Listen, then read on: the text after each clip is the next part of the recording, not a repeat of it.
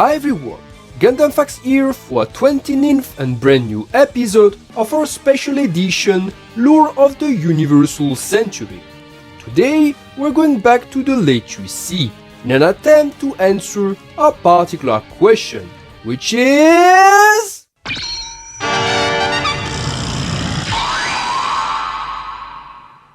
Yep, in this video we're going to explore the history of the Fapping End mobile suit, its mechanical lore, variants, and extract every bit of mechanical knowledge we have on them so far.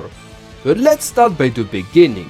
What is exactly the Dictus? Codenamed Classified, the Dictus, also called Jupiter Judging End, was a prototype space-use mobile suit created by the Jupiter Empire in the final days of the Second Jovian conflict.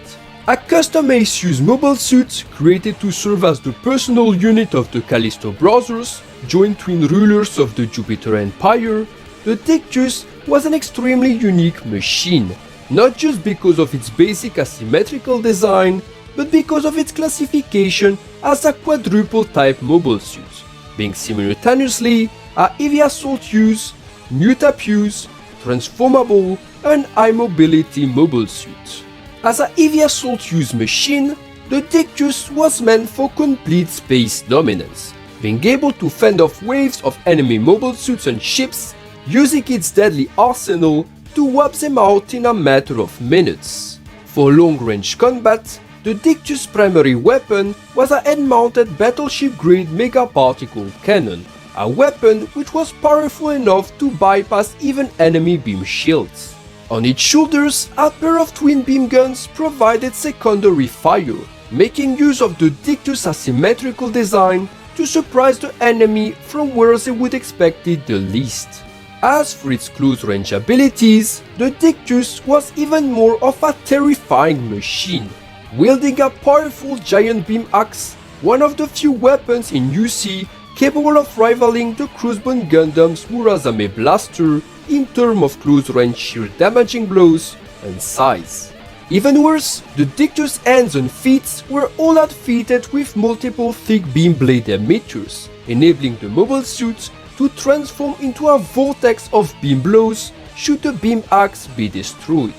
Ice on the cake, one of the arms of the Dictus was a pincher and could be used to immobilize a whole enemy model in its grasp. Yet, such a diverse arsenal was not even the most dangerous asset the Dictus possessed, which was also a new type-use mobile suit. In its rear skirt, the Dictus mounted 8 phaser funnels, crash course funnels the Dictus pilots could control to ram enemy units and were durable enough to withstand the explosion of said units. These funnels were controlled through Psycho, specially tuned to respond to the Callisto Brothers Psycho waves and use a new type of box-type Psychomu as a proxy. Now, the Dictus is mostly remembered for another of its classifications, with the mobile suit having the special ability to literally transform into a giant ant. Yes, you heard right. By repositioning its limbs and extending the head as a thumb, the Dictus could transform into a giant ant, gaining the ability to grab and crush a whole enemy mobile suit in its grasp, or just close as a giant punch and, well, punch them into oblivion. These features was by far the most surprising and deadliest asset of the Dictus, and one of the main reasons behind its high performance.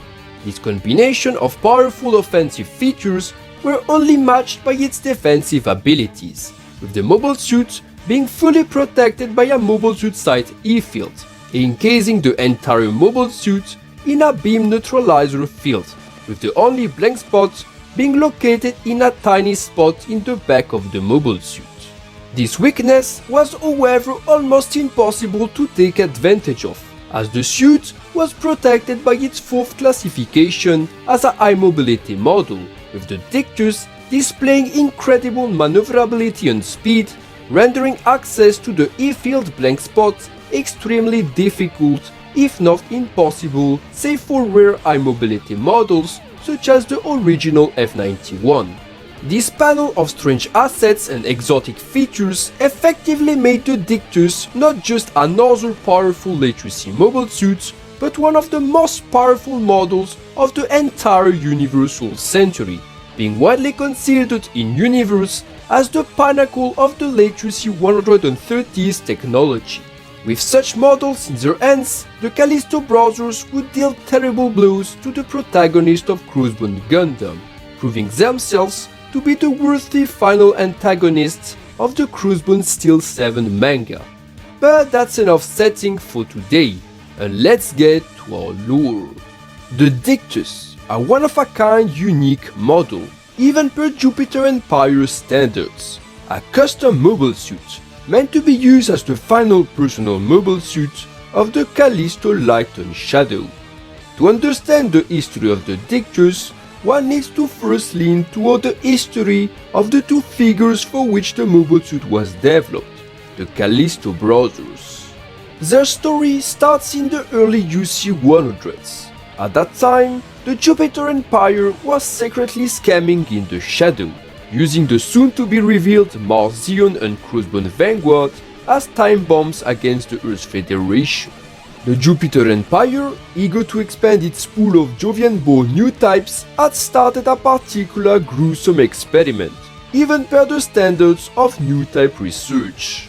What the experiment was is still a matter of debate, but it is implied it involved messing up with the pregnancy of a new type woman, removing the underdeveloped fetus before splitting it into parts and reimplanting them in the womb. The idea was that should the splitting be made at the perfect point of development, this would result in the original fetus becoming two twin fetus, which would retain the characteristics of the original fetus, being a new type, which would be inherited from the mother.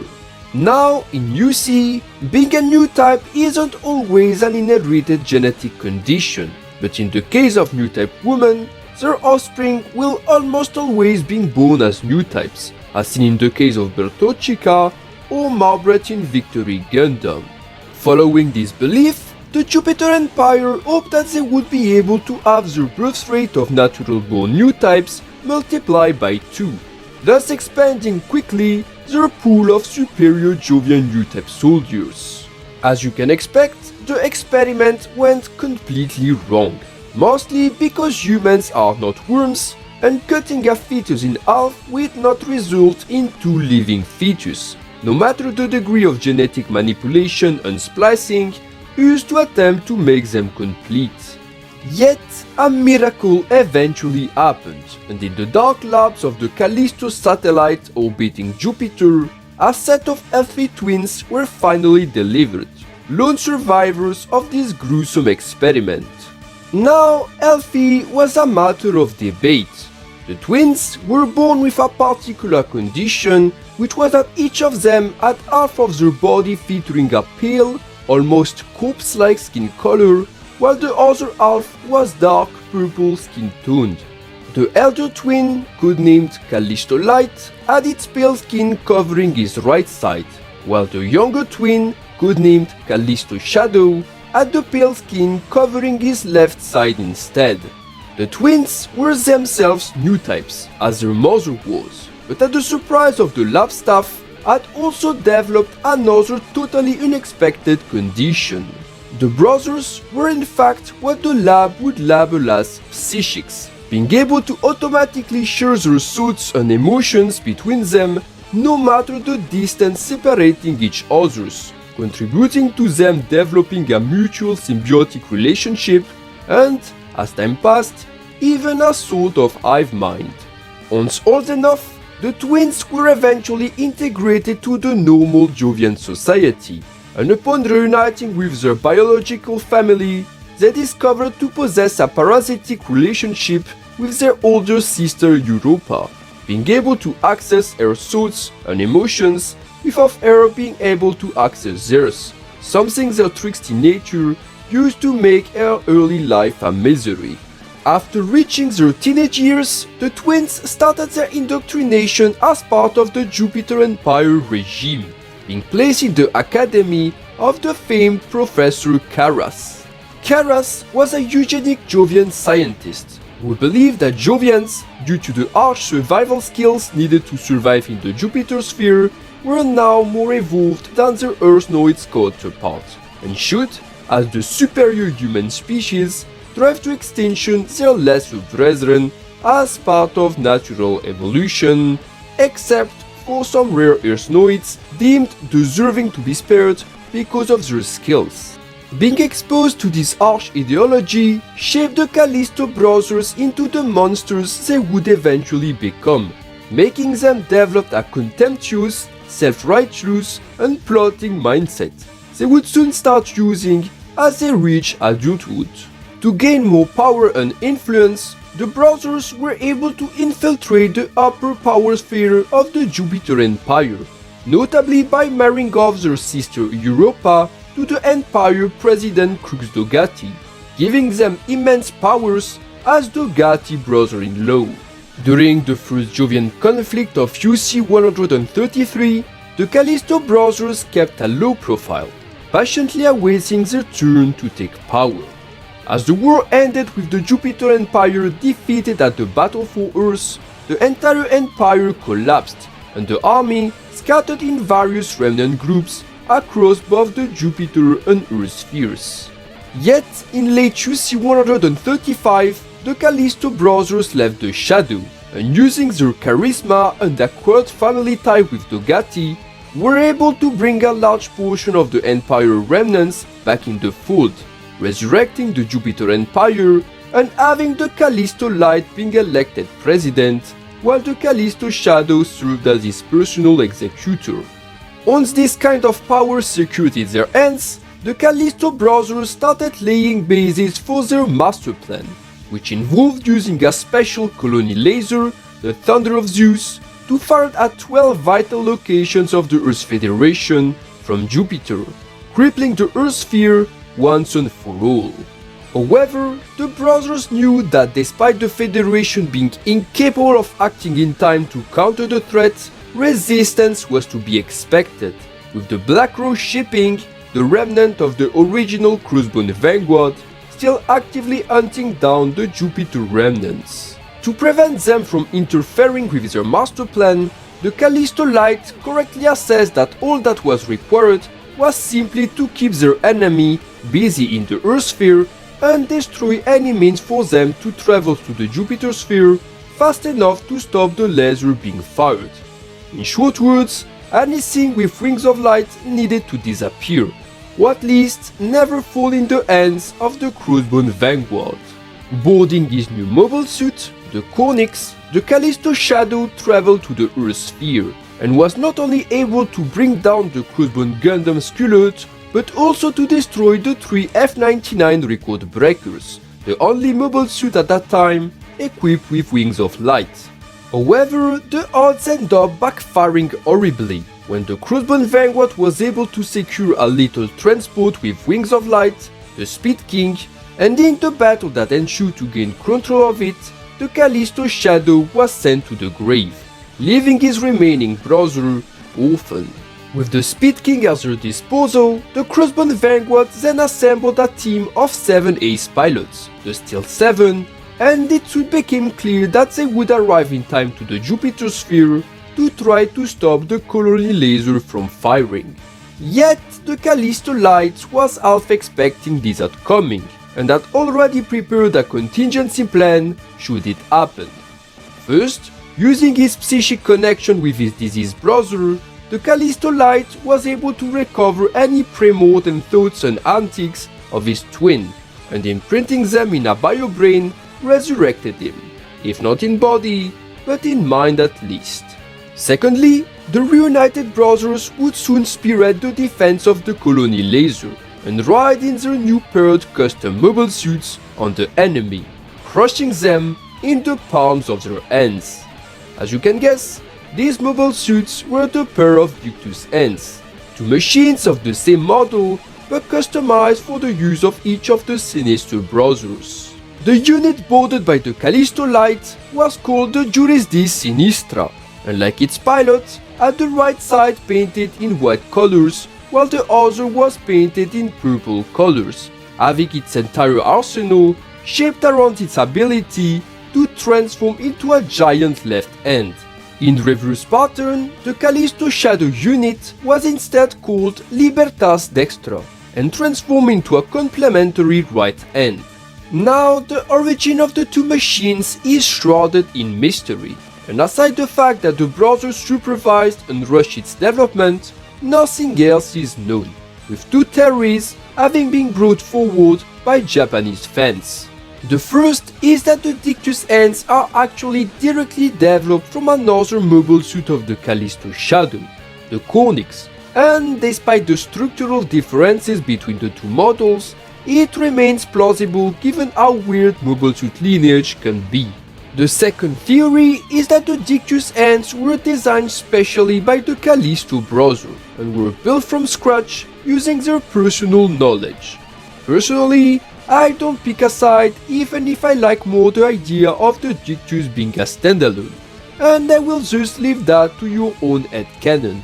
During the battle for the Thunder of Zeus, the Dictus hands would see their first battlefield introduction, and would prove to be of a devastating efficiency, taking down the high defense Baia Tortuga and crippling the Vignagina too, before engaging the Crossbone full cloth in a 2v1 combat and almost destroy it. However, the Libertas Dextra was assaulted by the Steel 7 F91 Gundam, which used the MAPI effect to outspeed it before blasting its blank spot.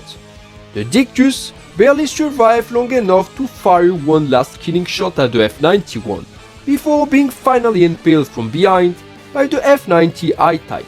Enraged by the definitive death of his brother, the Callisto Light finally lost its mind, and after a fiery duel against the Crossbone Gundam, was struck to the chest by the beam marker, blowing up and sending the last of the Callisto Brothers to hell. The Dictus pair were destroyed, but it didn't mean at all they wouldn't leave some legacy on their own.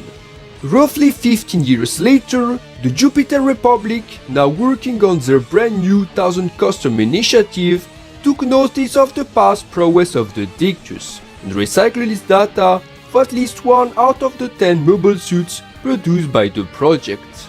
The fifth design model, EMS-TC-05, was the mobile suit which benefited from said data and was nicknamed Gahalad by the engineering team. A very unorthodox mobile suit designed to act as a mid-range tank specialized in long-lasting combats, the Gahalad wielded a rather unique arsenal, including notably a beam machine gun beam chainsaw hybrid weapon and knee-mounted beam sabers which could raise close-range beam shields in emergency scenarios. Now, the true goal of the Gahalad was to serve as a miniaturized version of the Dictus, replicating its most successful features while making them more production-friendly and more versatile.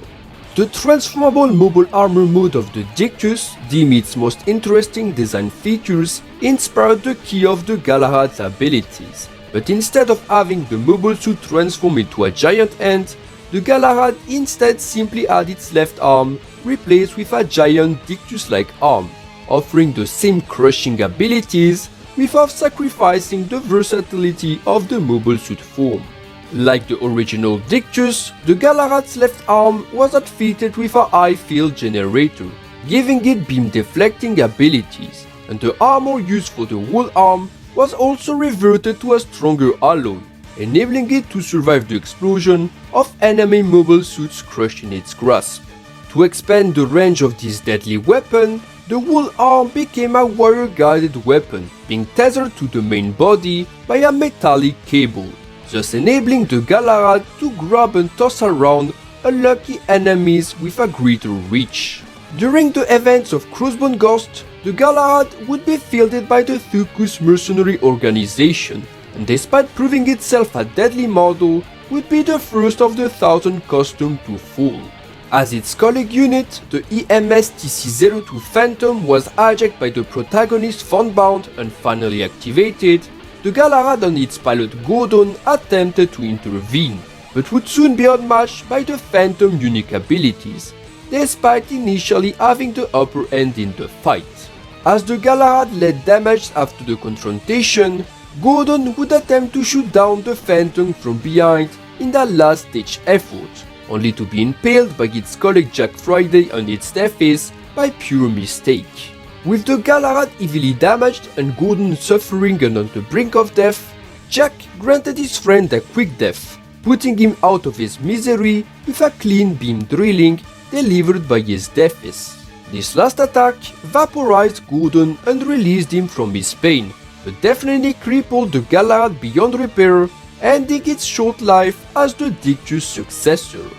In comparison to the Dictus, the Galahad may seem far less impressive, but it actually succeeded in its goal, notably by being more production friendly. In the late UC60s, the Jupiter Republic decided to use the 1000 Custom as the base for its next generation of machines, mass producing those which had the most to offer should then become grunt models. The Galahad, alongside the Deaths, Bailarina and Banzo, was part of the 4 Thucus machines which were retained for mass production, something which resulted in the creation of a mass production cost reduction version, the EMS-TC-05 Galahad mass production type. A cheaper version made using inferior parts and internal components, the mass production type was surprisingly similar to the original Galahad, retaining all its features and differing in design only through its different visor, which was less effective than the one used by the original and lacked the heat mask function. This model was initially produced by the Jupiter Republic in their homeland, but after the Republic started dealing with the warlord Evangel Vester, the mass production type Galahad's assembling line was moved to Luna 2, which served as Gilvester's main resource satellite.